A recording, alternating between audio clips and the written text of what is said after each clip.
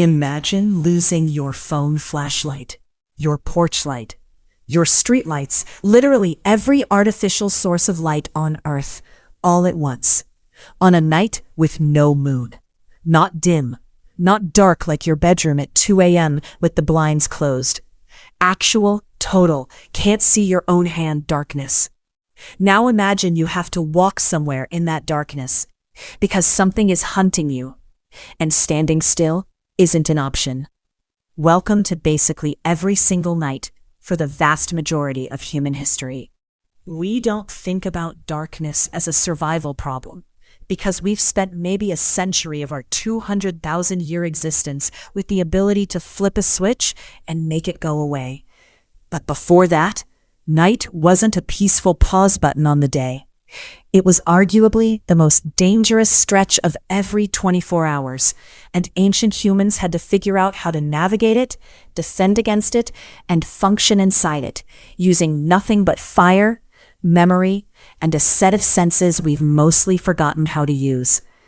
This is the story of how humans didn't just survive the dark. They learned to own it.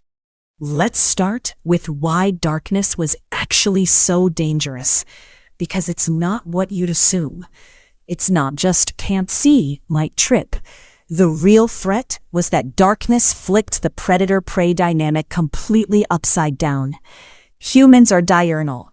We evolved to be active during the day, with decent color vision and terrible night vision compared to almost every serious predator on the African savanna. Lions, hyenas, leopards, the entire cast of things that wanted to eat our ancestors, they're crepuscular or fully nocturnal. Their eyes have a reflective layer behind the retina, called the tapetum lucidum, that bounces light back through the eye a second time, essentially giving them night vision goggles built into their skulls. Ours don't have that. So the moment the sun went down, the entire species that had spent all day being reasonably competent hunters and foragers became, functionally, half-blind meat, wandering around in the territory of animals who could see them perfectly. And it wasn't just about being seen. It was about not being able to see back. A rustle in the grass during the day, you glance over, you assess, you move on. That same rustle at night, you have no idea if it's wind, a rodent, or a hyena testing whether you're paying attention. Ancient humans lived every single night with that specific, low-grade terror, and their entire relationship with darkness was built around solving it. So the first and most obvious tool was fire. But fire in the context of night wasn't just warmth. It was a weapon and a shield at the same time. Firelight does something specific to nocturnal predators. It disrupts their night vision. Step into a lit area from darkness, and your eyes need real time to adjust, and predator eyes are no exception. A fire wasn't just illuminating the camp. It was creating a hard boundary that predators had evolved to be wary of crossing, because crossing it meant temporarily going blind in a way that made hunting far riskier for them too. This is why virtually every archaeological site with evidence of prolonged human habitation also shows evidence of continuous fire use. Groups weren't just cooking at night, they were building a wall made of light. But here's the detail that almost nobody talks about. Keeping a fire burning through an entire night wasn't passive. It required someone to actually be awake, tending it, at all times. Fires need fuel added at intervals, and if you let one burn down too far in the middle of the night, you don't just lose warmth, you lose your entire perimeter. So ancient human groups almost certainly rotated night watches, the same basic concept as a modern security shift. Except the stakes were, does something with teeth get inside the circle? This means our ancestors were essentially inventing shift work tens of thousands of years before anyone had a job, purely because darkness demanded constant, uninterrupted vigilance. Now let's talk about what happened when you actually had to leave that circle of firelight. 'Cause sometimes You did. Maybe you needed water. Maybe someone was sick and you needed a specific plant. Moving through total darkness away from the fire meant relying on senses that modern humans have almost entirely let atrophy. And this is where things get genuinely wild. Human night vision, even without any special adaptation, can improve dramatically given enough time in the dark. It's called dark adaptation, and it happens because a compound in your retina called rhodopsin builds up the longer you're away from light, gradually making your eyes far more sensitive to whatever faint light is available. Starlight, distant moonlight, bouncing off clouds, bioluminescence. Full dark adaptation takes around 30 to 45 minutes, which is why campfires were kept at a slight distance from sleeping areas in many reconstructed ancient camps. Getting too close to the fire and then stepping away from it instantly resets your night vision back to zero. And ancient humans, through pure trial and error, would have learned this the hard way, probably more than once, probably at the worst possible moment. But vision was never the primary tool at night. Hearing was. In total darkness, the human ear becomes the dominant survival organ, and there's actual evidence for this.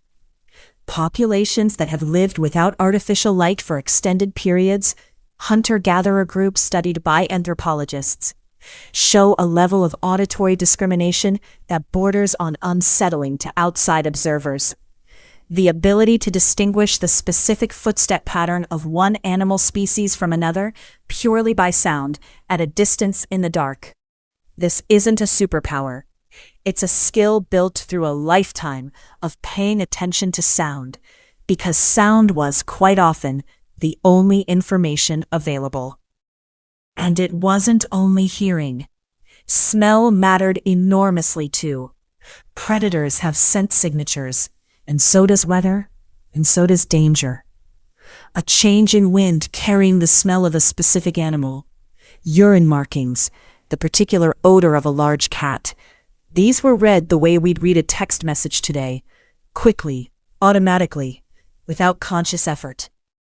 Ancient humans navigating a pitch-black landscape were essentially running a full sensory scan on a loop, all night, every night, because the one time you didn't was potentially the last time you'd need to. Here's a detail that genuinely surprises people. Total darkness wasn't actually as common as you'd think, because ancient humans were extremely deliberate about where they chose to sleep and travel relative to the moon. Lunar cycles mattered enormously to nighttime activity. A full moon provides enough ambient light to walk, hunt, and even do delicate tasks by. And there's compelling evidence that hunting and travel schedules across many ancient cultures were built around lunar phases specifically because moonlit nights were dramatically safer and more productive than moonless ones.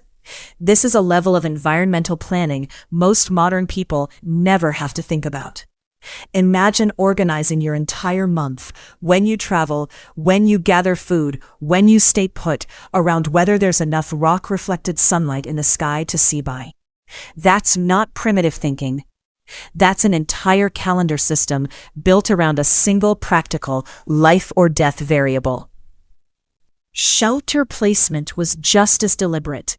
Caves and rock overhangs weren't chosen only for weather protection.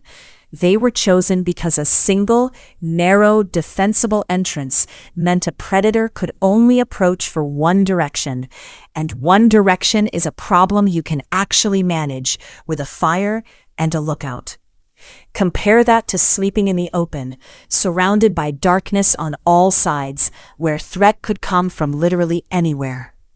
This is why so much of the archaeological record shows repeated generational use of the exact same shelter sites. The value of "we already know this spot only has one way in" was worth returning to again and again. There's also a psychological dimension to all this that rarely gets discussed, and it might be one of the most important parts of the whole story. Fear of the dark isn't a modern quirk, a phobia we should have grown out of by now. It's an evolved response that kept people close to fire, close to the group, and cautious about wandering.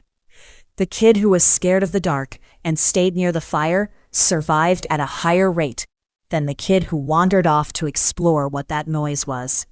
Fear of darkness is, in the most literal sense, a survival trait we inherited, and it explains why even now, in houses with locked doors and streetlights outside, so many people still feel that specific ancient unease walking into a dark room.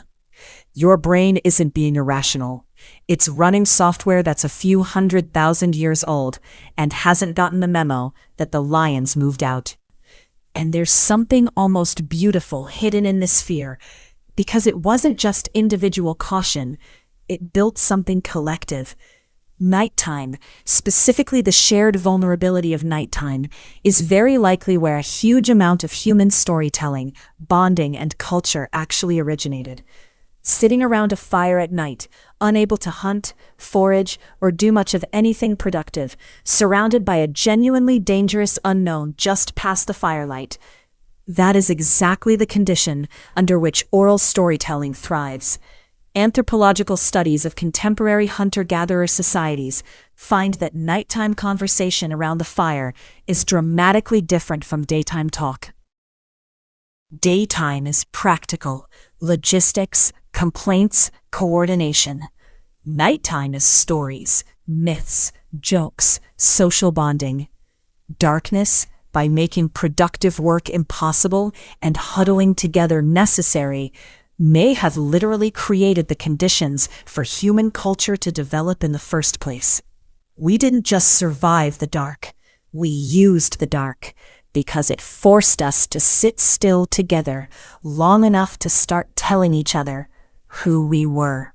So when you put all of this together, the fire tending through the night, the dark adapted eyes, the hyper-attuned ears reading footsteps in the black, the moon-based scheduling, the single-entrance shelters, the ancient hardwired unease that still lives somewhere in your chest every time a room goes dark, you start to see darkness for what it actually was to our ancestors. Not an absence, not empty time between productive days, an active, dangerous, demanding condition that had to be managed with the same seriousness as finding food or building shelter. And here's the thing that should genuinely stick with you. Every single night, for hundreds of thousands of years, someone in every group on Earth was awake, alone, tending a fire, listening to the dark, making sure everyone else got to see the sunrise. That unbroken chain of vigilance, night after night after night, is arguably as responsible for our existence as any tool or any hunt. We think of human history in terms of what happened during the day, the migrations, the discoveries, the hunts, but an entire equally important half of that story happened after the sun went down, in the dark, where nobody was watching, except the person whose job it was to watch. So next time the power goes out, and you feel that small flicker of unease reaching for your phone flashlight, that's not weakness. That's ancestry.